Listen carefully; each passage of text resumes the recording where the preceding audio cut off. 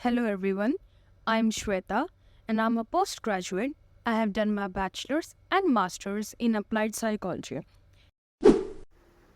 In this video, we will discuss Chapter 1 What is Psychology NCERT book solutions. First question is what is behavior? Give examples of overt and covert behavior.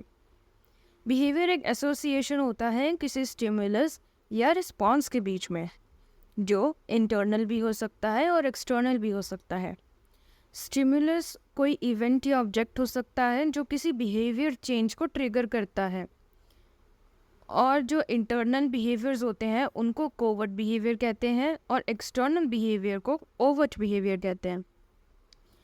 Overt behaviour basically कोई भी action हो गया जो easily दिख सके या observe हो सके, like walking, shaking hands with someone, hitting someone, talking etcetera. Overt behaviour का एग्जाम्पल हो गया जैसे एक टेनिस बॉल आपकी तरफ आ रही तो एकदम से आप आंखें बंद कर लेते हैं. आंखें बंद करना एक बिहेवियर हो गया जो ऑब्जर्वेबल है, यानी दिख सकता है. इस सिचुएशन में टेनिस बॉल एक स्टिमुलस है और आँखों को बंद करना या ब्लिंकिंग ऑफ आइज उस स्टिमुलस का एक रिस्पॉन्स है. Second is covert behaviour. ये वो बिहेवियर्स होते हैं जो as a response of a stimulus occur तो होते हैं पर लेकिन दूसरों को दिखते नहीं हैं. फॉर एग्ज़ाम्पल, रिया एक एंट्रेंस एग्ज़ाम दे रही है, उसकी हार्ट बीट इंक्रीज़ हो गई जैसे ही एग्ज़ाम स्टार्ट हुआ. हार्ट बीट इंक्रीज़ होना एक बिहेवियर है जो एंट्रेंस एग्ज़ाम की सिचुएशन से ट्रिगर हुआ है और एंट्रेंस एग्ज़ाम की सिचुएशन एक स्टिमुलस है. हार्ट बीट इंक्रीज़ होना एक रिस्पॉन्स है जो सिर्फ रिया को पता है और आसपास के लोगों को नहीं पता है क्योंकि ये ऑब्जर्वेबल बिहेवियर नहीं है. Second question is how can you distinguish scientific psychology from the popular notions about the discipline of psychology. सबसे पहला डिफरेंस तो ये है कि साइंटिफिक साइकोलॉजी में ह्यूमन बिहेवियर को साइंटिफिक एक्सप्लेनेशन दिया गया है, whereas popular notion about psychology में कॉमन सेंस के बेसिस पे ह्यूमन बिहेवियर को समझाया गया है. Secondly, scientific psychology human behaviour को होने से पहले ही प्रिडिक्ट कर लेते हैं, whereas common sense explanation human behaviour होने के बाद दिया जाता है. Thirdly, scientific explanations of human behaviour experiment और साइंटिफिक इन्वेस्टिगेशन के बेसिस पे बना होता है जो थरोली इन्वेस्टिगेट किया जा चुका होता है, whereas common sense explanation जो होता है वो ना तो अच्छे से इन्वेस्टिगेट किया जा चुका होता है और ना ही पूरी तरीके से एक्सप्लेन किया जा चुका होता है. फॉर एग्ज़ाम्पल, ट्वेक इन 1975 रिसर्च की कि चिल्ड्रन जो है वो आसानी से गिव अप क्यों कर देते हैं और उनकी जो गिव अप करने की जो आदत है वो कैसे चेंज की जा सकती है.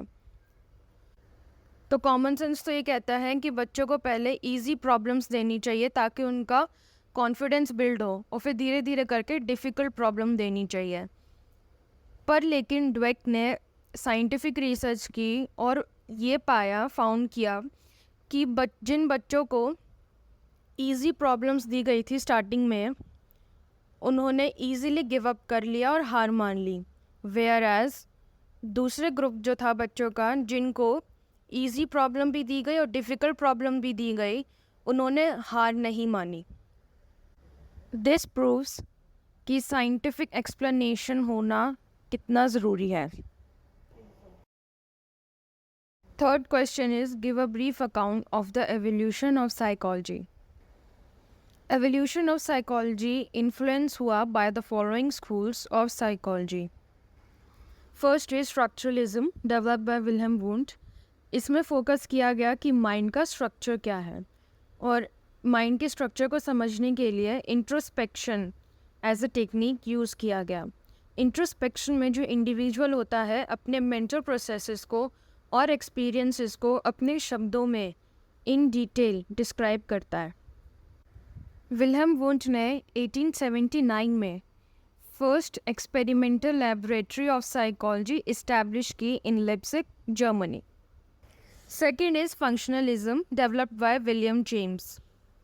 इसमें फोकस किया गया कि ह्यूमन माइंड का फंक्शन क्या है और ह्यूमन माइंड फंक्शन कैसे करता है और कैसे कोई भी बिहेवियर फंक्शन करता है to make people deal with their environment to satisfy their needs. Third is gestalt psychology, जो डेवलप हुआ as a reaction to structuralism.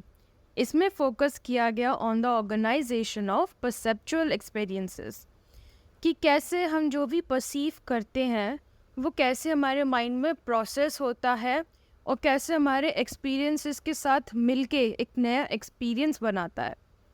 For example, जैसे हम देखेंगे कि series of a flashing bulbs, जो दिवाली के टाइम में वो वाली लाइट्स नहीं होती जो लोग लगाते हैं, बल्ब वाली जो एकदम फास्ट ब्लिंक करती है और हमें ऐसा लगता है कि वो लाइट चल रही है, वो मूवमेंट ऑफ लाइट है, एक लाइन में चल रही है।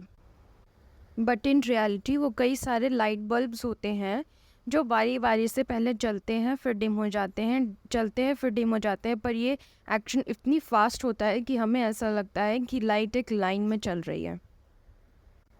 Fourth is behaviourism developed by John Watson, जो इन्फ्लुएंस हुए थे इवान पावलोव की क्लासिकल कंडीशनिंग से। वॉटसन का मानना था कि साइकोलॉजी एक साइंटिफिक फील्ड है जिसके एक्सप्लेनेशन सिर्फ उन चीज़ों पे बेस्ड होने चाहिए, या फिर साइकोलॉजी सिर्फ उन चीज़ों पे बेस्ड होनी चाहिए जो ऑब्जर्वेबल हो और वेरीफाइबल हो। उन्होंने साइकोलॉजी को डिफ़ाइन किया as a study of behaviour और responses to stimuli which can be measured and studied objectively. Fifth is psycho analysis founded by Sigmund Freud, जो साइकोलॉजी में बहुत फेमस पर्सनालिटी माने जाते हैं। उनका मानना था कि साइको एनालिसिस वो सिस्टम है to understand and cure psychological disorders. Freud का मानना था कि जो भी ह्यूमन बिहेव कर रहा है या जो भी ह्यूमन बिहेवियर हो रहा है उसके पीछे का कारण होता है उस ह्यूमन की unconscious desires and conflicts. Sixth is humanistic perspective founded by Karl Rogers and Abraham Maslow. Humanistic perspective एक पॉजिटिव व्यू माना जाता है अबाउट द ह्यूमन नेचर। इसमें एम्फसाइज़ किया गया कि ह्यूमन बींग्स की फ्री विल होती है और कई सारी नीड्स होती हैं जो स्टेप बाय स्टेप पूरी होती जाती है और एट दी एंड एक पर्सन अपने इनर पोटेंशियल को अनफोल्ड कर लेता है। सेवेंथ इज कॉग्निटिव पर्सपेक्टिव, जो डेवलप हुआ from the combination of gestalt and structuralism. Cognitive perspective focus करता है कि कैसे कोई इंसान या पर्सन अपनी दुनिया को या अपने आसपास के वर्ल्ड को समझता है और प्रोसेस करता है। इसमें इंक्लूड होते हैं सारे मेंटल प्रोसेसेस जैसे thinking, understanding, perceiving, memorising, problem solving etcetera. Cognitive perspective को एक्सटेंड किया गया और डेवलप हुआ constructivism. It is constructivism. Constructivism के फाउंडर्स हैं जीन पियाजे एंड लेव वाइगॉट्स्की। कंस्ट्रक्टिविज्म ने कॉग्निटिव पर्सपेक्टिव को सोशलाइज किया, यानी कॉग्निटिव पर्सपेक्टिव में इन्वायरमेंट एंड सोशल वर्ल्ड का रोल ऐड किया कि कैसे इनर माइंड एक्टिवली इन्वॉल्व होता है in the exploration of physical and social world. Question 4 is, what are the problems for which collaboration of psychologists with other disciplines can be fruitful? Take any two problems to explain. Psychologists उन सारे disciplines के साथ काम करते हैं जो deal करते हैं ह्यूमन बिहेवियर को, जैसे मेडिसिन। इस फील्ड में प्रॉब्लम आ सकती है to maintain a healthy lifestyle after a medical treatment. मतलब सीवियर मेडिकल केसेस जैसे cardiovascular cases, AIDS cases, cancer cases, इनमें सबसे बड़ा चैलेंज आ जाता है to maintain a healthy lifestyle after a medical treatment. तो वो उस हेल्दी लाइफस्टाइल को मेंटेन करने के लिए उनको मोटिवेशन चाहिए होती है, और यहाँ पे हॉस्पिटल्स एम्प्लॉय करते हैं काउंसलिंग साइकोलॉजिस्ट्स को। जो रोल प्ले करते हैं in preventing people from engaging in behaviours जो उनकी डिजीज़ या इंजरी को इंक्रीज़ कर सकते हैं, उन सारे बिहेवियर्स को प्रिवेंट करने में उनकी हेल्प करना। सेकेंडली, जो डॉक्टर ने डाइट बताई है फूड की, उसके रूल्स फॉलो करने के लिए भी लोगों को मनाना। Second is sociology. इसमें जो प्रॉब्लम्स हैं लाइक सोशलाइजेशन, ग्रुप या कलेक्टिव बिहेवियर, इंटरग्रुप कॉन्फ्लिक्ट्स, इसमें सोशियोलॉजिस्ट एंड साइकोलॉजिस्ट साथ में काम करते हैं इन सारी प्रॉब्लम्स को टैकल करने के लिए। इन सारी प्रॉब्लम्स को सॉल्व किया जाता है by understanding and explaining the behaviour of individuals within socio cultural contexts, और कैसे ये सोशल कल्चरल कंटेक्स्ट से लोगों के एटीट्यूड, बिहेवियर और पर्सनालिटी इन्फ्लुएंस होते हैं या चेंज होते हैं या डेवलप होते हैं। Fifth question is differentiate between a psychologist and psychiatrist, b counselor and clinical psychologist। Psychologist scientist होते हैं जो स्टडी करते हैं और प्रैक्टिस करते हैं साइकोलॉजिकल कंसेप्ट को, वेयर साइकियाट्रिस्ट फिजिशियंस होते हैं जो स्टडी करते हैं और ट्रीट करते हैं साइकोलॉजिकल डिसऑर्डर्स को। सेकंड, सिर्फ क्लिनिकल साइकोलॉजिस्ट ही थेरेपीज दे सकते हैं, वेयर साइकियाट्रिस्ट थेरेपीज भी दे सकते हैं और मेडिसिन भी प्रिस्क्राइब कर सकते हैं। Third, psychologist works in the following settings like laboratories, schools and colleges, hospitals, clinics, military, industry, prisons, etc. Whereas psychiatrists mainly काम करते हैं हॉस्पिटल्स में, मेंटल हेल्थ सेटिंग्स में और क्लिनिक्स में, जो गवर्नमेंट भी हो सकते हैं और प्राइवेट भी हो सकते हैं। B, difference between counsellor and clinical psychologist. Counsellor का एम होता है to improve everyday functioning of the human being. Clinical psychologist का एम होता है to treat psychological disorders. Second, counsellors help करते हैं पीपल को सॉल्व करने के लिए, क्लैरिटी लाने में related to daily life problems. Clinical psychologist help करते हैं by giving therapies and related activities. Third, counsellor बनने के लिए कोई डॉक्टरेट लेवल की एजुकेशन क्वालिफिकेशन होनी ज़रूरी नहीं है, वेयरएज क्लिनिकल साइकोलॉजिस्ट बनने के लिए डॉक्टरेट लेवल की एजुकेशन क्वालिफिकेशन होना ज़रूरी है। फोर्थ इज़, काउंसलर्स के कई सारे टाइप्स होते हैं, जैसे school counsellor, career counsellor, sports counsellor, marriage या couple counsellor, family counsellor etcetera, whereas clinical psychologist is a type of psychologist. Next, counselors can work in various settings like schools, rehabilitation, NGOs, etc. Whereas clinical psychologists mainly काम करते हैं in government या private clinics and hospitals में।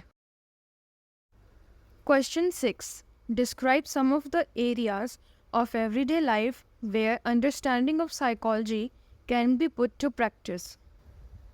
Psychology कई तरह की daily life problems का solution offer करता है, जैसे first, personal problems, family related problems, community setting problems, national या international setting problems, education, health, environment, social justice etcetera related problems. ये सारी problems are psychological in nature, क्योंकि ये सारे प्रॉब्लम्स की वजह होती है unhealthy thinking, negative attitude towards people and self and undesirable patterns of behaviour. इन सब प्रॉब्लम का सल्यूशन हो सकता है इंटरवेंशंस, जो इंडिविजुअल लेवल पे कर सकते हैं, फैमिली लेवल पर कर सकते हैं, कम्युनिटी और सोशल लेवल पर भी कर सकते हैं। इन सारी प्रॉब्लम्स पर साइकोलॉजिकल एनालिसिस करने से हमें ये पता चलता है कि ये प्रॉब्लम्स कितनी गहरी है या कितनी डीप हैं एंड इनके कितने इफ़ेक्टिव सल्यूशंस निकल सकते हैं। Question 7. How can knowledge of the field of environmental psychology can be used to promote environment-friendly behavior? Environment psychology में हम स्टडी करते हैं interaction of physical factors with human behavior, Second, influence of physical arrangement like workplace on human behavior. Thirdly, the extent to which environmental problems can affect human behavior. Basically environment से related सारी चीज़ें जो जो human behaviour को influence करती है वो सब हम स्टडी करते हैं इन इन्वायरमेंटल साइकोलॉजी. इन सब interaction, influence and association of environment with human behaviour को समझने के बाद environmental psychologists can develop interventions and techniques to develop and promote environment healthy behavior. Question 8. In terms of helping solve an important social problem such as crime, which branch of psychology do you think is most suitable? Identify the field and discuss the concerns of the psychologists working in this field. मतलब इस question में पूछा गया है कि एक social problem है crime, उसको कौन सी ब्रांच ऑफ साइकोलॉजी सॉल्व करने में हेल्प कर सकती है, हमें ये बताना है. सेकेंडली, हमें डिस्कस करना है कि इस फील्ड में काम करने वाले साइकोलॉजिस्ट के क्या क्या कंसर्न्स हैं. तो the answer is the branch of social psychology helps to solve an important social problem such as crime. क्योंकि सोशल साइकोलॉजी डील करता है firstly how people are affected by their social environments, secondly how people think about and influence each other, thirdly also with the topics like attitudes, conformity and obedience to authority, interpersonal attraction, helpful behavior, prejudice, aggression, social motivation, etc. क्योंकि एक तो crime जिसके साथ हो रहा है वो affect होता है इसमें, दूसरा जो क्राइम कर रहा है वो भी अफेक्ट होता है, और जो क्राइम कर रहा है उसकी फैमिली वो भी अफेक्ट होती है इसमें. तो साइकोलॉजिस्ट का मेन कंसर्न आ जाता है कि क्राइम का कॉज क्या है और क्राइम बढ़ क्यों रहा है, और क्राइम जो बढ़ रहा है उसको कैसे कम किया जा सकता है या ख़त्म किया जा सकता है. Thank you. अगर आपको वीडियो पसंद आया है तो वीडियो लाइक ज़रूर करें, चैनल को सब्सक्राइब करें और कमेंट करके ज़रूर अपने व्यूज़ बताएं. Bye bye.